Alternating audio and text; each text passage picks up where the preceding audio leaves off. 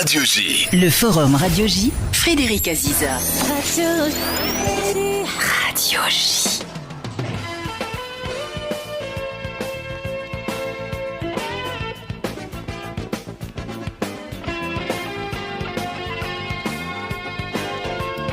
Bonjour et bienvenue au Forum Radio J dont vous êtes l'invité François-Xavier Bellamy. Bonjour. Bonjour Frédéric Aziza. 100 jours après le pogrom du 7 octobre, les massacres, les viols, les otages du Hamas sont oubliés, voire justifiés.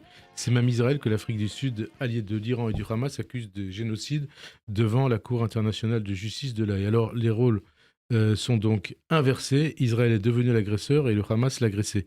Comment en est-on arrivé là et quid des conséquences en France? La stratégie pro-Hamas de LFI, de la France Insoumise et de Jean-Luc Mélenchon met-elle en danger les Juifs français? Mais pour commencer, François-Xavier Bellamy, quel regard vous portez sur le remaniement marqué par l'arrivée de Gabriel Attal à Matignon et aussi de Rachida Dati à la culture? C'est un coup de com' ou un changement de cap?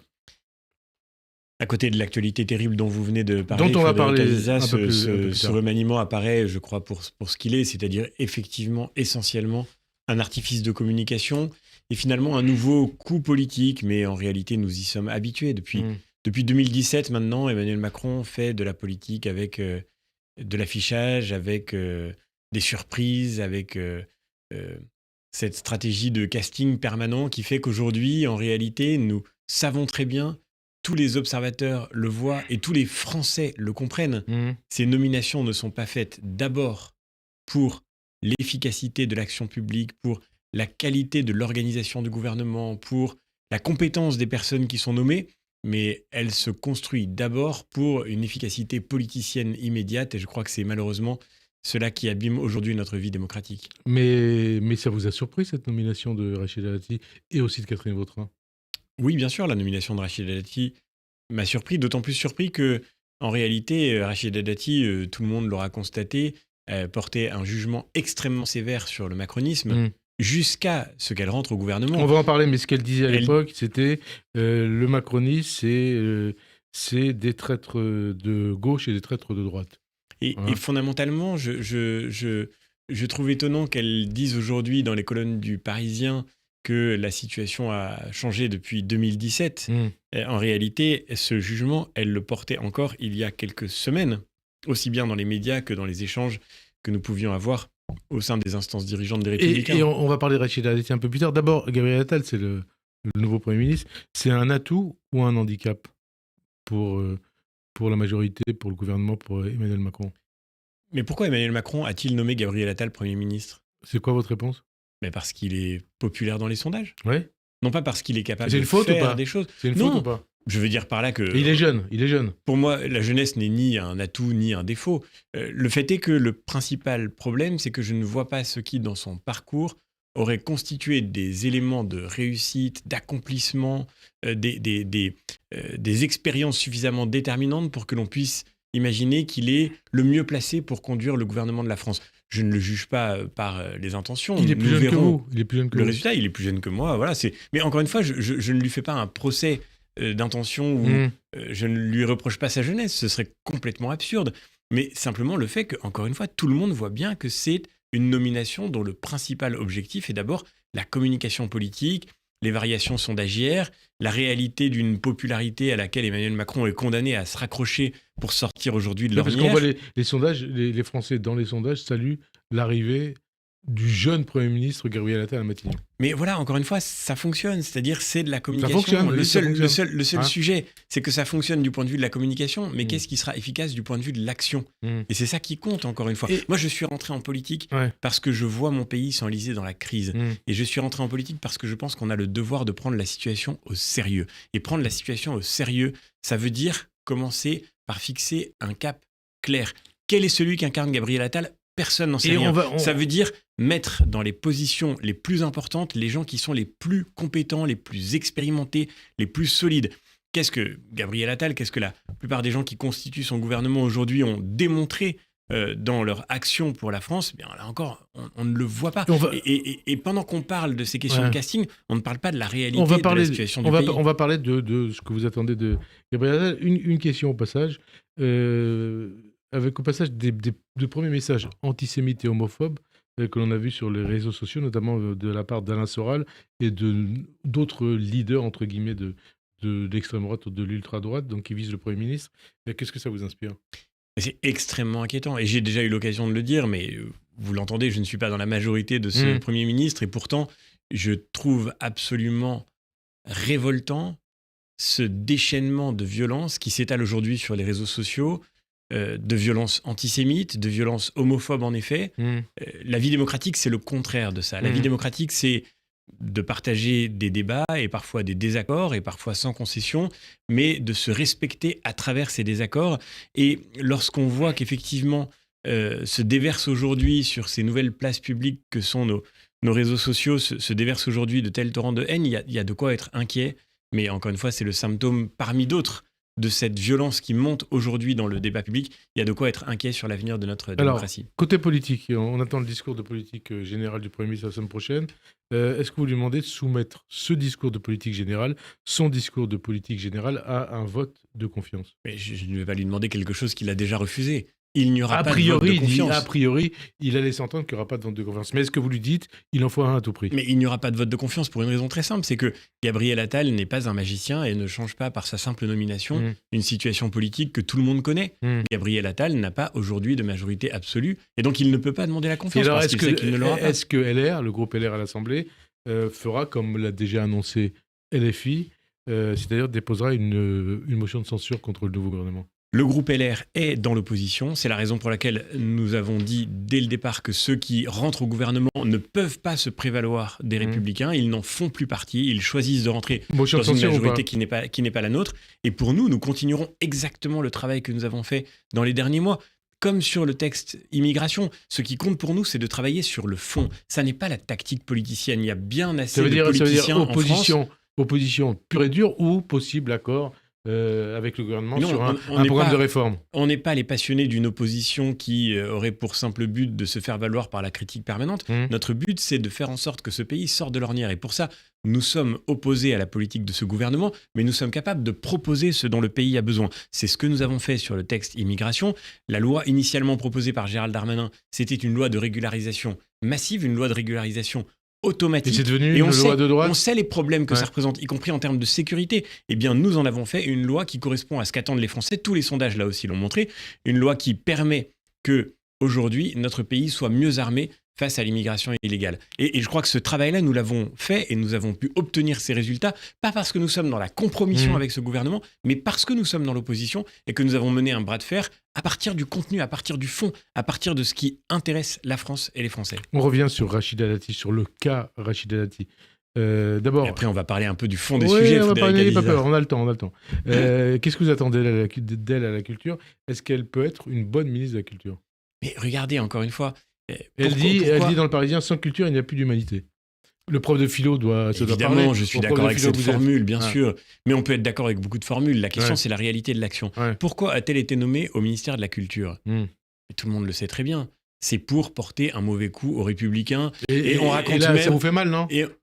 Mais en fait, ça fait pas mal aux Républicains. Ça fait mal à la France. Ça fait mal au débat politique français. Parce que les Français, j'en suis convaincu, depuis quelques jours, quand ils regardent ce spectacle, ils doivent se sentir un peu écœurés à l'idée qu'au fond, la politique est d'abord une succession de choix individuels qui servent des intérêts et que finalement, le président de la République semble mettre toute son énergie à démolir le Parti socialiste, démolir maintenant les Républicains. Ça marche ? Le Parti socialiste est démoli, LR est démoli. Ça marche peut-être, mais moi, je ne me suis pas engagé en politique pour démolir. Moi, je me suis engagé pour construire et pour reconstruire. Et nous reconstruirons un débat public. Et en même temps, reconstruire. Nous reconstruirons un débat public. Nous reconstruirons un débat public organisé autour d'un désaccord respectueux, sérieux, solide. Parce que la vie démocratique, c'est le désaccord, bien sûr. C'est le clivage. C'est normal qu'il y ait une gauche. C'est normal qu'il y ait une droite. Et on a besoin qu'il y ait des alternatives sérieuses et solides pour que les citoyens aient le choix. Et au fond, ce que nous voyons, c'est que ce que cherche à faire Emmanuel Macron, c'est à ouvrir la voie au Rassemblement national.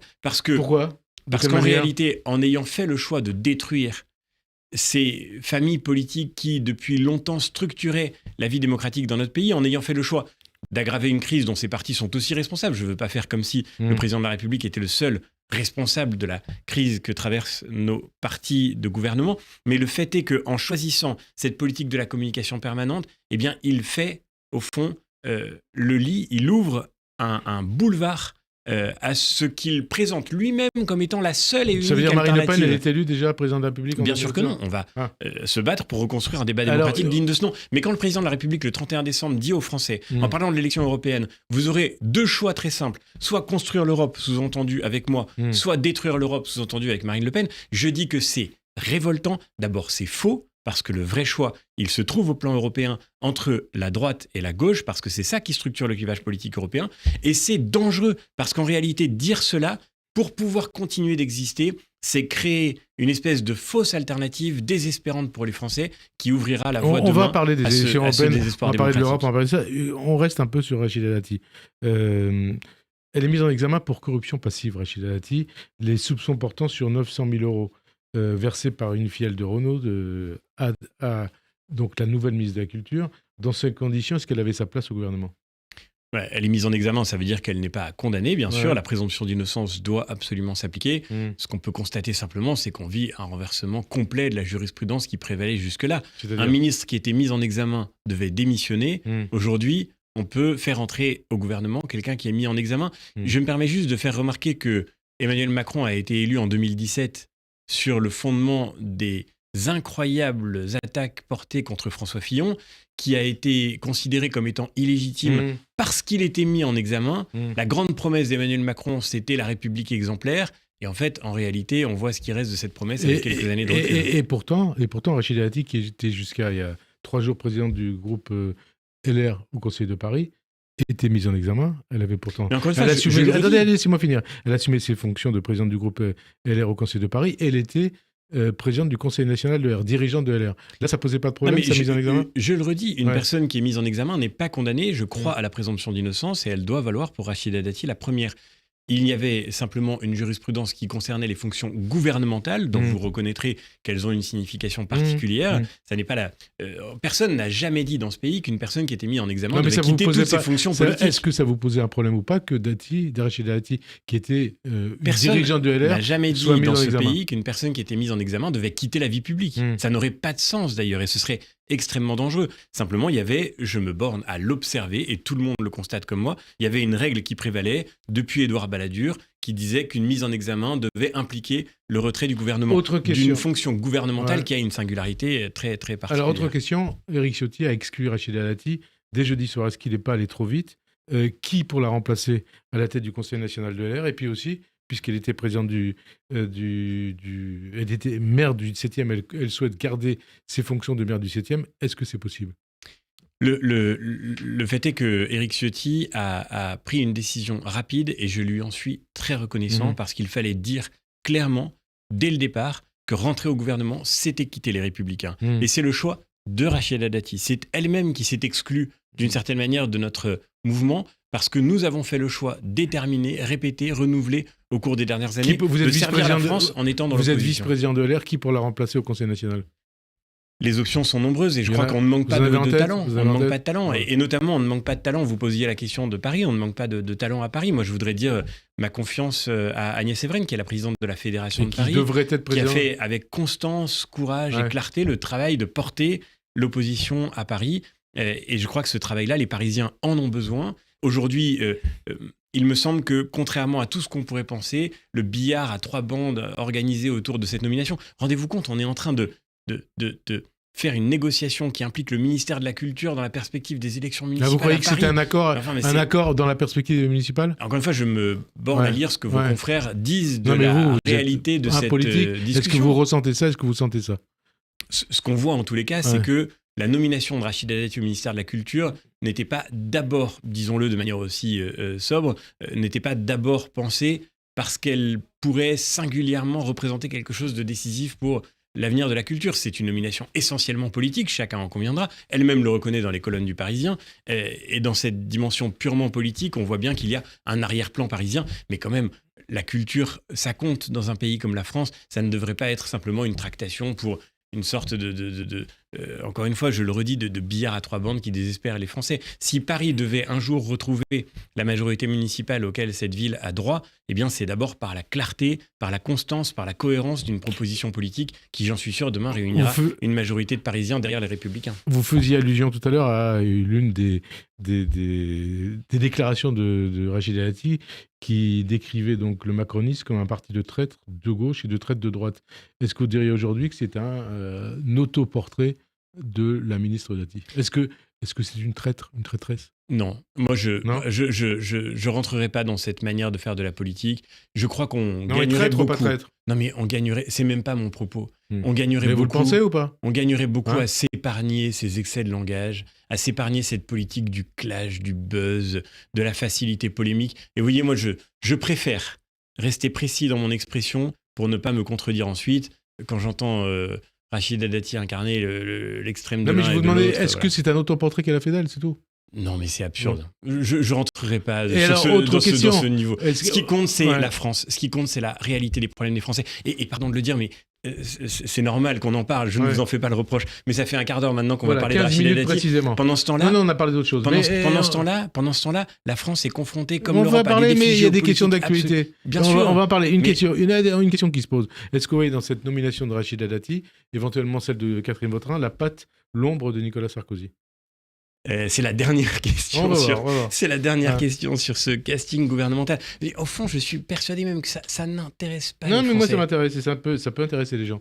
Est-ce que vous voyez la patte de Nicolas Sarkozy dans cette nomination ? Je ne crois pas. Et est-ce que vous le regrettez ? Moi, quand j'écoute ce que dit Nicolas Sarkozy, je vais vous dire, ce que dit Nicolas Sarkozy, et je ne partage pas son sentiment, mais c'est une perspective qui se défend. Nicolas Sarkozy, depuis le début, dit qu'il faudrait faire un accord de gouvernement avec le président de la République. Vous y êtes favorable ou pas ? Pour ma part, je n'y suis pas favorable. Mais je crois qu'il y a autant une perspective qui se défend dans l'idée de construire un accord de gouvernement. Ça n'est pas ce que je crois, moi, mais je comprends cette logique.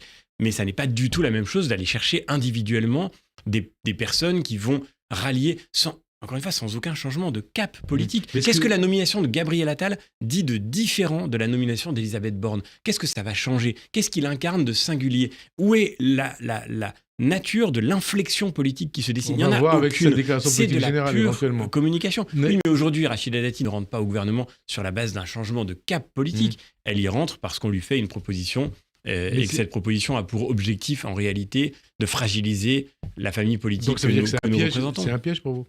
Mais encore une fois, je le redis, c'est un piège pour la France, pour la vie politique française. La France a besoin de sérieux, elle a besoin qu'on sorte de cette politique de l'affichage permanent. Est-ce que ça ne va pas transformer le LR en champ de ruines ? Non, parce que, vous savez, moi, encore une fois, je crois qu'on ne sortira de la crise politique que traverse notre parti, mais aussi notre pays, que par la clarté, la constance, la cohérence, la persévérance, par le respect des citoyens, le respect de la parole donnée, le respect des engagements pris. Et moi, je ne veux pas croire que ces principes qui structurent la confiance dans la vie publique doivent être aujourd'hui jetés au magasin des accessoires. Ce sont les clés de la reconstruction d'une vie démocratique authentique. Et donc, on va se battre pour ça. Et je pense, pardon d'utiliser des grands mots, que c'est un combat d'honneur qui mérite d'être mené, pas encore une fois pour une étiquette partisane, c'est pas les étiquettes qui nous importent. Ce qui nous importe, c'est le pays et c'est la reconstruction d'une vie politique dans ce pays qui prenne au sérieux les Français. Quand je vois, mais toute la construction de ce gouvernement est une manière de prendre à la légère les sujets les plus importants. Quand je vois que l'éducation nationale, qui était supposée être une cause majeure, est rattachée à la ministre des Sports et des Jeux Olympiques, quand je vois que la santé est fondue dans un ministère qui contient le travail, la solidarité, le social, mais ça veut dire que les sujets les plus importants pour les Français, c'est-à-dire comment est-ce que leurs enfants vont pouvoir apprendre à l'école ce dont ils ont besoin pour grandir dans leur avenir, comment est-ce qu'on pourra demain trouver un système hospitalier reconstruit, comment est-ce qu'on pourra prendre rendez-vous chez un médecin, ce qui est devenu aujourd'hui presque un combat dans beaucoup de territoires de notre pays. Mais ces questions les plus importantes pour les Français ne sont pas traitées. Rendez-vous compte, l'un des sujets majeurs pour les Français, c'est comment se loger aujourd'hui. Et le pouvoir d'achat. On se parle depuis Paris, c'est devenu impossible pour beaucoup de Français de trouver un logement normal là où ils travaillent, là où ils vivent, et notamment dans les grandes métropoles comme celle où nous parlons. Eh bien, il n'y a même pas de ministre du logement. Ça va peut-être venir, justement, ça va En fait, le réel a tout simplement disparu derrière le spectacle permanent. On attend pour la semaine prochaine la nomination des ministres délégués et de secrétaires d'État, donc pour couvrir les ministères dont vous venez de parler. Mais on va faire quoi ? On va créer un secrétaire d'État à l'éducation pour que l'école puisse être correctement traitée Sans doute pas, mais la question c'était, est-ce que vous ne vous redoutez pas que la semaine prochaine, il y ait d'autres ministres issus de LR qui entrent au sein de ce gouvernement ? Moi, je me borne à constater que l'engagement qui avait été pris par le Premier ministre auprès d'Éric Ciotti, c'est-à-dire qu'il n'y aurait pas de débauchage individuel. Du Premier ministre ou du Président ? Le Premier ministre avait pris l'engagement auprès d'Éric Ciotti de ne pas venir chercher, encore une fois, à déstabiliser les Républicains il y a quelques jours. Cet engagement n'a pas été tenu, mais pour une raison que je ne peux même pas lui reprocher, parce que manifestement, il a été le spectateur des nominations dans son propre gouvernement. Tout ça, encore une fois, c'est du spectacle. Alors, est-ce que le Premier ministre de la France compose son propre gouvernement lorsqu'il ne tient pas les engagements, lorsqu'il ne peut même pas tenir les engagements qu'il est supposé avoir ? Est-ce que vous pensez qu'il peut y avoir d'autres débauchages ? Est-ce que des élus LR peuvent être tentés J'espère de encore faire une fois que le Premier ministre verra ses engagements tenus, peut-être par d'autres que lui, mais qu'en tous les cas, on ne continuera pas dans cette politique de confusion permanente qui abîme tellement la démocratie. Et est-ce que ça pose pas, et je sais que c'est beaucoup de questions politiciennes, vous allez dire, est-ce que le risque aujourd'hui, c'est pas que ce soit compliqué pour LR de présenter un candidat en 2027 à l'Élysée crédible et capable de se qualifier pour le second tour ? Mais vous savez, 2027 est un autre jour. Ouais. Cette année, dans quelques mois, dans un peu moins de 5 mois maintenant, on a un rendez-vous fondamental pour la vie de notre démocratie, pour la reconstruction de notre paysage politique. C'est les élections européennes dont on va parler. Et pour le destin de notre continent, c'est les élections européennes. Et donc 2027 viendra, mais pour l'instant, ce qui compte pour nous, c'est de faire en sorte de servir les Français dans le travail que nous faisons tous les jours et dans ce rendez-vous démocratique essentiel qui se présente. Dans 30 secondes, on revient sur les élections. On va parler des élections européennes, mais ce gouvernement Attal 1, il penche quand même à droite, avec les anciens ministres du gouvernement Borne, Darmanin, Le Maire, Lecornu et quelques autres, et l'arrivée donc de Rachida Dati et Catherine Vautrin. Est-ce que c'est pas quelque part, vous parliez du RN, le meilleur rempart au RN ? Il penche à droite de quel point de vue ? Avec les personnalités issues de LR. Dans les noms, dans les histoires. Mais moi, ce qui m'intéresse, c'est pas de savoir d'où viennent ces ministres. Ce qui m'importe, c'est de savoir où ils vont. Ce qui est important, c'est de savoir où ils emmènent le pays. Et en l'occurrence, nous le savons, depuis 7 ans. Vous avez cité Gérald Darmanin, Bruno Le Maire. Ils sont au gouvernement depuis 7 ans maintenant. Et qu'est-ce qui en résulte ? Ils ont fait une politique de gauche ? Ils ont fait une politique, non seulement, je dirais même pas de gauche, ils ont fait une politique de fragilisation du pays dans tous les domaines. Prenez la question des finances. Bruno Le Maire, c'est plus de 830 milliards d'euros de dettes supplémentaires. Avec de crises qui sont passées par là. Mais la dette Covid... Le Covid, l'Ukraine... La dette et COVID, aujourd'hui même... La dette Covid, pardon de le dire, c'est une minorité de cette dette. C'est la petite partie de cette dette. La grande partie de cette dette, c'est le fait que le président de la République, et tout le monde le constate, est complètement désintéressé, n'a aucune espèce de préoccupation pour la nature de l'équilibre des finances publiques. Parce qu'au fond, on a le sentiment que la maxime générale qui conduit son action sur ce plan, comme sur bien d'autres, c'est « après moi le déluge ». Vous parliez de Gérald Darmanin, mais quel est le bilan de ce gouvernement du point de vue de la sécurité ? Quel est le bilan de ce gouvernement du point de vue de l'immigration ? Chaque année, la France délivre 500 000 titres de séjour. L'an dernier, 500 000 entrées légales sur le sol français. Mais c'est bien plus que quand François Hollande était président de la République. Donc si on appelle ça une politique de droite, moi, effectivement, je ne sais pas ce que ça veut dire pencher à droite. Alors les européennes, dans 5 mois, comme vous le dites, les européennes, est-ce que ce gouvernement qui penche à droite avec l'arrivée notamment de Rachida Dati, c'est pas le coup de grâce pour la campagne européenne de LR et vous êtes pressenti tête de liste de cette campagne ? Moi, je suis sûr que la campagne permettra de démontrer aux Français d'abord la réalité des enjeux européens et il faudra bien sûr qu'on parle des questions européennes dans cette campagne qui sont décisives. Est-ce que ça ne cisaille pas un débat national ? Est-ce que ça ne cisaille pas votre future campagne ? Oui, c'est très intéressant. Il y a là aussi une convergence manifeste entre le macronisme et le Rassemblement national qui tous les deux veulent faire de cette élection une élection nationale. La composition du gouvernement ne change rien aux grands défis qui attendent l'Europe dans son ensemble. Et sur ces grands défis, là encore, le macronisme, c'est malheureux de le constater, mais c'est un fait. Le grand défi, c'est la reconstruction de la capacité que les Européens ont de maîtriser leur destin. Prenez aujourd'hui les incroyables expériences de vulnérabilité qu'ont été la crise du Covid et la guerre en Ukraine. Nous avons découvert avec stupéfaction que nous ne pouvions plus produire ce dont nous avions besoin. Pour nous, c'était d'une certaine manière une confirmation du constat que nous posions, puisque depuis la campagne européenne de 2019, nous avons martelé ce message sans cesse. L'Europe doit pouvoir reconstruire sa capacité de produire par exemple son énergie. Et il aura fallu pendant ce mandat qu'on défende la filière nucléaire française avec détermination contre la gauche, contre les écologistes et contre les macronistes. Parce que les macronistes, pendant tout ce mandat européen... Macron a quand même relancé la filière nucléaire. Mais où est la relance ? Moi, ce que je vois sur la table aujourd'hui, c'est la réalité d'une programmation pluriannuelle de l'énergie qui prévoit qu'il faut fermer 12 réacteurs en plus des 2 de Fessenheim. Ce que je vois, c'est que la centrale à charbon de Saint-Avold a redémarré parce que Fessenheim a été fermée. Et fermée par qui ? Par Emmanuel Macron et par Édouard Philippe, qui s'en faisait gloire et qui voulait continuer dans cette voie, qui voulait baisser la part du nucléaire dans le mix énergétique français. Eh bien, ça a été la même chose au Parlement européen. Quand j'ai déposé un amendement pour faire en sorte que le nucléaire soit inclus dans les fonds européens de REPowerEU, un grand plan de reconstruction énergétique, 210 milliards d'euros, eh bien, on a réussi à faire passer cet amendement, malgré le fait que tous les députés macronistes ont voté contre. C'est ça sur ce sujet, mais sur tellement d'autres sujets. Au fond, on voit bien sur la question de l'agriculture, la production de notre alimentation, parce que c'est ça aussi la prochaine vulnérabilité stratégique. Les macronistes sont, avec un Pascal Canfin, du côté d'une version idéologique de l'écologie qui organise la décroissance de la production agricole dans nos pays et qui crée le malaise terrible que vivent les agriculteurs, mais qui concerne tous les citoyens. Stéphane Séjourné, il était à Bruxelles, à Strasbourg, depuis 2019, comme vous, il était président de Renew Europe. Il est devenu vendredi le ministre des Affaires étrangères. Qu'est-ce que vous attendez de lui ? Et est-ce que c'est un bon signe ? C'est d'abord un très mauvais signe quant à l'engagement de nos collègues macronistes dans le travail parlementaire, parce que présider un groupe parlementaire au Parlement européen, c'est une fonction absolument cruciale. Et en quittant cette mission à quelques mois des élections européennes, Stéphane Séjourné montre finalement que le macronisme qui prétend être la grande force pro-européenne, en réalité ne prend pas réellement ces élections européennes au sérieux. Et moi, je le regrette. Je n'ai pas d'inimitié, bien au contraire, pour Stéphane Séjourné. Vous pensez qu'il peut être un bon ministre ? On ne fait pas partie du même bord et on s'est souvent confronté. Ouais. Ça n'empêche pas d'avoir une forme d'estime, mais je regrette, encore une fois, une forme de défection à quelques mois de cette élection européenne qui montre bien, encore une fois, que la formation politique qui incarne le travail européen, qui incarne le travail pour défendre les intérêts français au Parlement européen avec constance et avec détermination, eh bien c'est nous qui pouvons faire ce travail-là.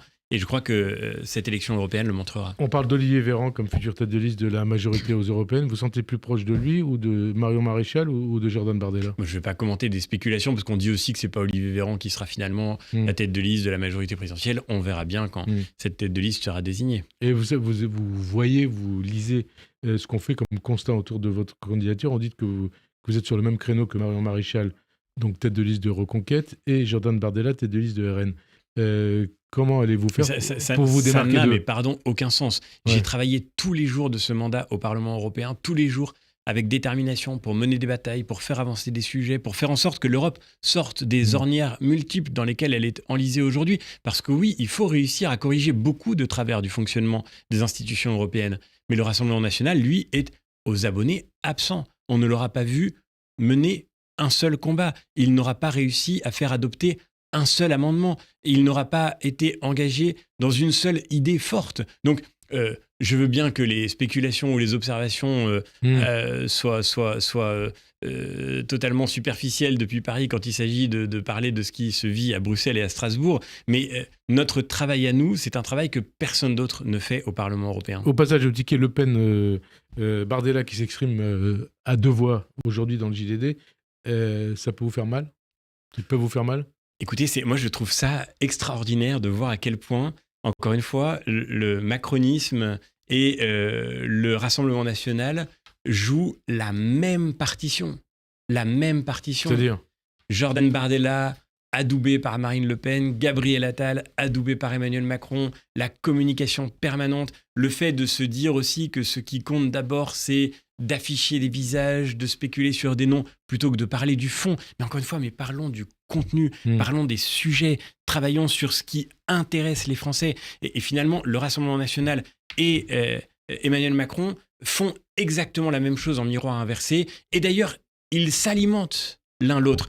Jordan Bardella va rentrer dans cette élection en se propulsant déjà à Matignon. Mais ce serait déjà bien peut-être, quand on se présente à une élection européenne, de se préoccuper d'être député européen et de s'intéresser aux sujets européens et de s'intéresser au travail quotidien qu'implique un mandat aussi important. Et en ce qui vous concerne, vous êtes certain d'être le prochain tête de liste de LR aux élections européennes ? Non, ce sera la décision d'Éric Ciotti, de notre famille politique. Ouais. Moi, dans tous les cas, je crois que cette élection est décisive. Dans tous les cas, je m'y engagerai pour faire valoir ce qui me semble être essentiel pour l'avenir des Français et pour le travail de la France au Parlement européen. Et la décision viendra en son temps. Mais encore une fois, vous voyez, c'est ça la grande différence entre nos formations politiques. Peut-être, c'est que nous mettons le contenu avant le casting. D'autres, manifestement, oublient le contenu au profit des noms. Et je crois que ça ne sert pas à la vie démocratique, encore une fois. Contenu en ce qui concerne le gouvernement et les ministères. La nouvelle ministre de l'Éducation, Amélie Oudéa-Castéra, est à l'origine de la première polémique du nouveau gouvernement. Elle a mis en cause l'absentéisme des enseignants pour expliquer la scolarisation de ses enfants dans l'enseignement privé. Est-ce une explication qui parle à l'ex-professeur de philo ? Vous l'avez été notamment dans un lycée privé. Moi, j'ai été très frappé par la désinvolture de cette réponse. Ce qui compte n'est pas que... Désinvolture ou faute ? C'est une faute. C'est une faute parce que... C'est une faute pourquoi ? C'est une faute parce que finalement, Madame Oudéa-Castéra, évidemment, dit ce que tout le monde sait, que les Français qui en ont les moyens cherchent à éviter l'effondrement de l'enseignement public pour tenter de faire en sorte que leurs enfants y échappent. Mais cet effondrement, il est d'abord le Vous-même, fait... vous avez été scolarisé dans l'enseignement privé ? Moi, j'ai été scolarisé dans l'enseignement privé, j'ai été professeur de l'enseignement public. Et privé. Et privé ensuite. J'ai fréquenté les deux écoles, comme on disait auparavant. J'ai fréquenté les deux écoles et j'y ai vu partout le dévouement extraordinaire des professeurs. Et en s'exprimant de cette manière-là, elle fait reposer sur l'administration qu'elle a maintenant la charge de diriger la faute qui est en réalité celle de ses prédécesseurs, de ceux qui ont conduit l'éducation nationale dans l'impasse où elle se trouve aujourd'hui. Est-ce que ça veut dire qu'elle démarre mal son mandat de ministre de l'Éducation nationale ? Ça, c'est un euphémisme. Elle a été contrainte de s'excuser. Ouais. Donc, oui, les excuses, vous les recevez ou pas ? Oui, c'était une bonne chose qu'elle le fasse. C'était nécessaire même. Et encore une fois, je le redis. Et elle fait du mal à l'Éducation nationale en parlant quand vous êtes professeur, vous acceptez de faire un métier qui est aujourd'hui malheureusement peu reconnu. Un métier qui est malheureusement mal rémunéré. Et la réalité, elle est là. Si on veut que les professeurs soient mieux remplacés, il faut d'abord mieux organiser l'éducation nationale pour faire en sorte que on sorte de cette... J'ai été remplaçant, moi aussi, comme beaucoup de jeunes profs. J'ai été titulaire sur zone de remplacement, TZR. Je pense que beaucoup de collègues se reconnaîtront dans cet acronyme étonnant. Je sais ce que ça veut dire de se retrouver aujourd'hui dans cette situation, mais qui est celle de l'école, mais qui est aussi celle de l'hôpital public, qui est aussi celle de finalement de la justice, celle de beaucoup de non, mais de cette grands première ministères sortie régaliens. de la ministre de l'Éducation, qu'est-ce que ça... Tout cela est le résultat de l'incurie des dirigeants qui se sont succédés. Et finalement, Amélie Oudéa-Castéra, en disant cela, elle manque l'essentiel. Est-ce que ça la paralyse pour la suite ? Est-ce que ça la paralyse pour la suite ? Son travail, elle devrait être de faire en sorte que tous les élèves qui sont scolarisés dans l'enseignement public aient droit à la même exigence, à la même excellence, aient droit à la transmission du savoir dans les mêmes conditions que ceux qui sont scolarisés dans l'enseignement privé. C'est ça le défi. Moi, je crois à la liberté de l'enseignement. Je crois que c'est pas un scandale de mettre ses enfants dans le privé. C'est pas un scandale d'enseigner dans le privé. Mais le fait est qu'aujourd'hui, le scandale dans notre pays, c'est que nous avons le système scolaire le plus inégalitaire de tous les pays de l'OCDE. Et qu'il soit nécessaire, en effet, de fuir parfois l'enseignement public parce qu'elle parle même de sécurité, parce qu'on a peur pour la sécurité de ses enfants. Mais c'est ça qui est révoltant. Et elle devrait dire, plutôt que de se borner à constater comme si c'était de la faute de ces profs qui ne s'organisent pas assez bien pour être correctement remplacés, elle ferait mieux de dire que son travail, elle, c'est de réussir à réparer ce qui a été mal fait. Le problème, c'est qu'en fait, elle fait, avec cette déclaration, le procès le plus efficace des ministres qui l'ont précédé. Et tout le monde aura constaté que lorsque ses enfants étaient scolarisés, c'était déjà Emmanuel Macron à l'Élysée et c'était M. Blanquer au ministère de l'Éducation nationale. Est-ce que vous diriez que l'enseignement privé fonctionne mieux que l'enseignement public aujourd'hui ? En fait, ça dépend beaucoup, pour être très honnête, ça dépend beaucoup des lieux, ça dépend beaucoup des endroits, ça dépend beaucoup...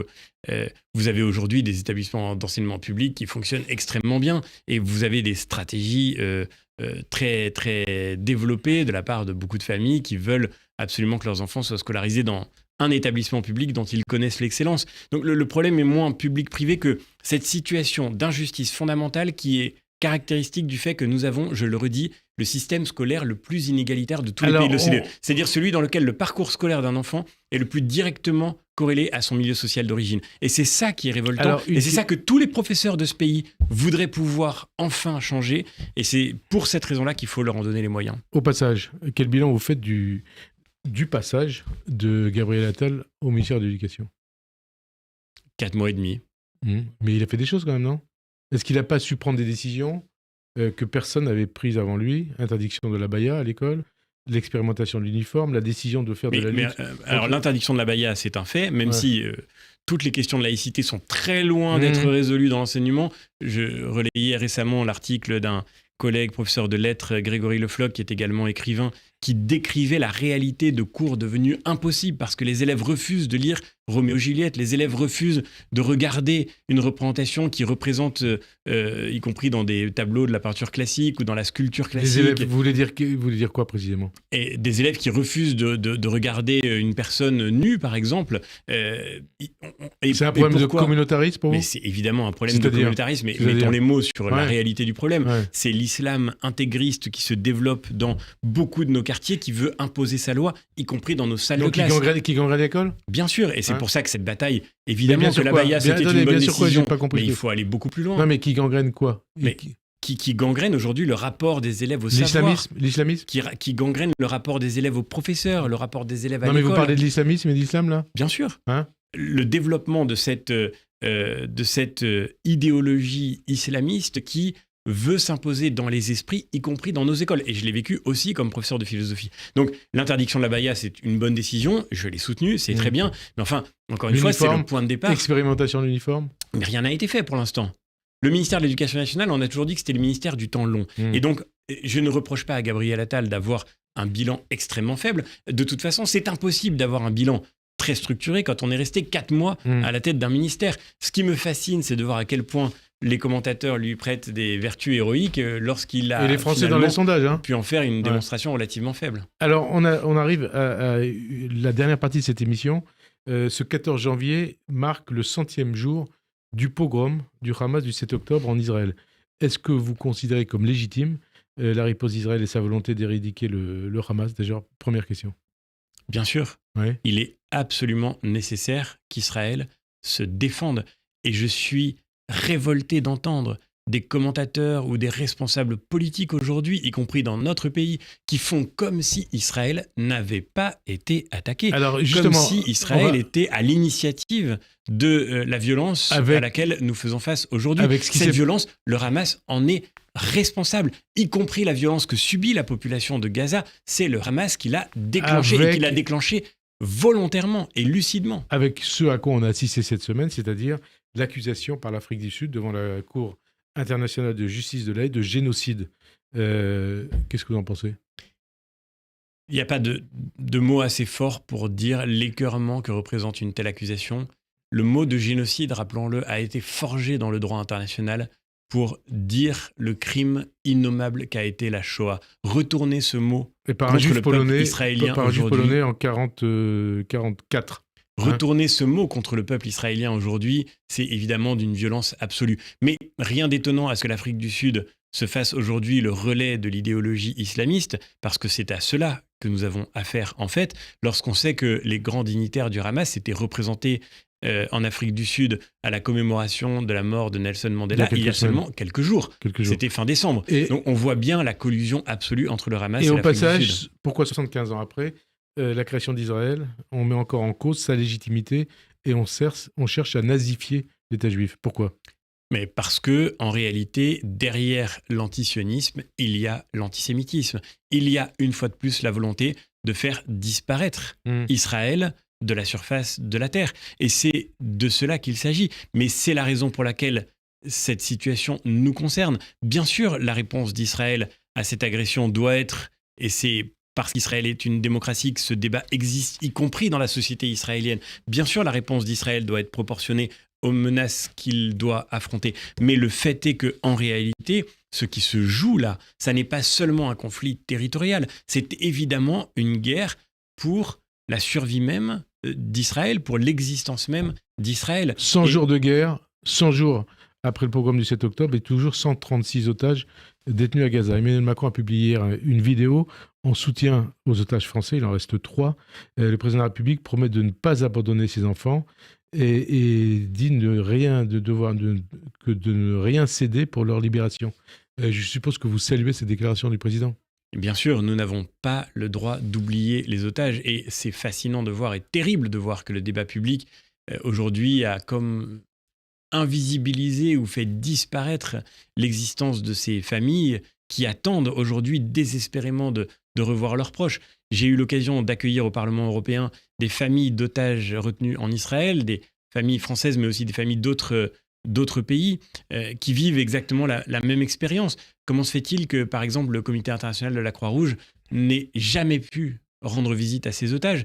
Nous avons travaillé de toutes nos forces pour faire en sorte que les otages qui ont le plus besoin de soins et notamment de médicaments puissent recevoir les médicaments d'urgence dont ils ont besoin. Mais aujourd'hui, encore une fois, je le redis, non seulement il n'y a aucune véritable perspective de libération, mais il n'y a même pas la perspective de voir accorder à ces otages les soins les plus vitaux dont ils ont besoin. C'est évidemment un scandale absolu. Une guerre avec ses conséquences en France, d'abord, ce qui a marqué les esprits depuis le 7 octobre, c'est la position de la France insoumise et de ses élus, notamment de Jean-Luc Mélenchon. Qu'est-ce que ça vous inspire ? Jean-Luc Mélenchon, d'ailleurs, qui était à La Haye jeudi aux côtés de Jérémy Corbyn, l'ex-leader travailliste, exclu de son parti pour antisémitisme. Et Jean-Luc Mélenchon a décidément, malheureusement, choisi d'être dans toutes les batailles honteuses et avec toutes les alliances coupables qu'il est possible d'imaginer. Malheureusement, on aura vu se multiplier au cours des dernières semaines de la part de Jean-Luc Mélenchon des déclarations, des publications qui utilisent en permanence les stéréotypes antisémites les plus clairs pour pouvoir alimenter la haine d'Israël et la haine du peuple juif, la haine de la communauté juive, y compris dans nos pays. Jean-Luc Mélenchon, un antisémite ? Quand vous lisez ce qu'il a pu écrire, par exemple, sur la présidente de l'Assemblée nationale, quand vous lisez ce que Jean-Luc Mélenchon dit de la réalité de ce conflit, quand vous écoutez la manière avec laquelle il alimente cette haine, encore une fois, je crois que malheureusement, et je le dis avec un immense regret, parce que on aurait besoin d'entendre aujourd'hui la voix d'une gauche digne, sérieuse sur ces sujets, qui ne flirte pas avec l'antisémitisme. Malheureusement, Jean-Luc Mélenchon a choisi de pactiser avec l'antisémitisme. Il est antisémite ou pas ? Moi, ce que je vois au Parlement européen, c'est que la France insoumise refuse encore aujourd'hui de dire que le Hamas est une organisation terroriste. Ce que je vois, c'est que la France insoumise refuse de qualifier le pogrom du 7 octobre pour ce qu'il est, c'est-à-dire une attaque terroriste islamiste. Et ne pas vouloir le dire, ne pas vouloir dire la réalité de la haine antisémite, c'est être évidemment complice de l'antisémitisme. Vous avez bien connu Samuel Sandler, qui est décédé vendredi, François-Xavier Bellamy. Sandler, qui depuis 12 ans rappelait inlassablement la mémoire de son fils Jonathan, de ses 2 petits-fils Gabriel et Arié, et aussi de Myriam Monsonego, assassinés le 19 mars 2012 à l'école aux Oratora de Toulouse par le terroriste islamiste Mohamed Merah. Quel message vous retenez de Samuel Sandler ? J'ai effectivement eu la chance de bien connaître Samuel Sandler, d'échanger avec lui tout récemment encore. Nous devions partager un dialogue sur la scène d'un théâtre. Il m'avait invité pour parler justement de la lutte contre l'antisémitisme dans quelques semaines. Sa perte est un deuil irréparable. Samuel Sandler a incarné la victoire absolue de la bonté sur le ressentiment, sur la brutalité, sur la haine. Il a incarné la fermeté sans concession, qui voulait, dans son courage, parler sans cesse de ses enfants, de son fils, mais sans jamais nommer celui qui les avait tués, parce qu'il considérait que c'était une forme de victoire que de garder sa mémoire à lui. Et je crois que nous devons retenir cette lumière qui aura marqué tous ceux qui l'ont connu, cette lumière par laquelle, au fond, il, avec le sourire qui le caractérisait, le sourire paradoxal et d'un courage infini, cette lumière par laquelle il aura combattu ce qu'il y a de plus ténébreux dans le monde que nous connaissons. Et justement, ça nous conduit à reparler de ce que vous disiez il y a quelques instants. Avec la stratégie de Mélenchon et de ses amis, Est-ce que cette stratégie ne favorise pas le passage à l'acte antisémite? Est-ce que vous diriez que Mélenchon et ses amis arment les tueurs antisémites? C'est presque difficile de reparler de cela après avoir évoqué la mémoire de Samuel Sandler, mais oui, je crois encore une fois qu'il y a une responsabilité infinie prise par Jean-Luc Mélenchon, et c'est le résultat d'une dérive très longue, depuis le Jean-Luc Mélenchon qui défendait Charlie Hebdo à celui qui défilait dans Paris avec des islamistes au cri de Allah Akbar. On voit à quel point, par une forme de collusion électoraliste, Jean-Luc Mélenchon est prêt à apporter une caution politique à ce qu'il y a de plus dangereux pour l'avenir de notre pays, pas seulement de la communauté juive dans notre pays, parce que ça n'est pas seulement la communauté juive qui est visée, c'est à travers elle l'essence même de la République, c'est l'identité de la France qui en réalité aujourd'hui est ciblée par cette haine islamiste. Qui est le plus dangereux aujourd'hui pour la démocratie et la France? Jean-Luc Mélenchon ou Marine Le Pen? C'est absurde de rentrer dans des comparaisons, mais il est clair en tous les cas qu'on n'a pas le droit de faire comme si cette trahison d'une partie de la gauche, et heureusement une partie, parce qu'il y a une gauche qui refuse cette dérive, et j'espère qu'elle se reconstruira, mais on ne peut pas faire comme si elle ne pouvait pas avoir de conséquences sur la réalité de notre vie démocratique. Il faut prendre au sérieux la réalité de cette dérive qui menace encore une fois Second tour Mélenchon-Le Pen en 2027, vous votez qui? Moi, je me borne à constater qu'aujourd'hui, d'abord, c'est absurde, je ne rentrerai pas dans cette logique qui est ridicule. Je me borne à constater qu'on a peut-être, dans le passé, où certains dirigeants ont peut-être fait preuve de trop de complaisance à l'égard d'une extrême gauche qui était pourtant en pleine dérive. Je me souviens qu'Emmanuel Macron avait quand même revendiqué dans le dernier deuxième tour de l'élection présidentielle ses valeurs communes avec Jean-Luc Mélenchon. Je crois que c'est, j'espère en tous les cas, quelque chose qu'on ne pourra pas Le Pen face à Édouard Philippe ou Gabriel Attal, vous votez pour qui? Et notre travail à nous, c'est de faire en sorte que les Français aient une meilleure alternative que cette répétition permanente du deuxième tour des dernières présidentielles qu'on voudrait leur imposer, y compris à l'élection européenne. Et je le redis, l'élection européenne qui vient ne peut pas être une répétition du deuxième tour de 2022. Ça ne peut pas être la répétition désespérante de ce match qu'on voudrait nous imposer à l'avance. Il y a une autre politique à reconstruire, un autre clivage à retrouver. Et c'est, je le redis, le clivage qui structure la vie parlementaire européenne, celui que nous devons reconstruire en France. Merci François-Xavier Bellamy d'avoir répondu à notre invitation. Bonne fin d'après-midi sur Radio J, à dimanche prochain. Merci.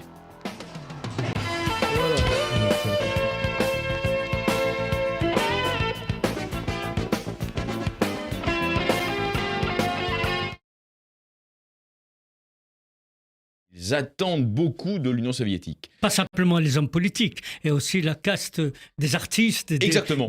Et on peut faire un parallèle avec aujourd'hui.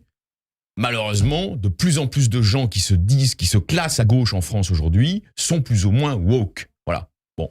Eh ben, à l'époque, le politiquement correct n'est pas woke, il est soviétophile, mousquetaire. Bon. Eh ben, Raymond Aron le combat.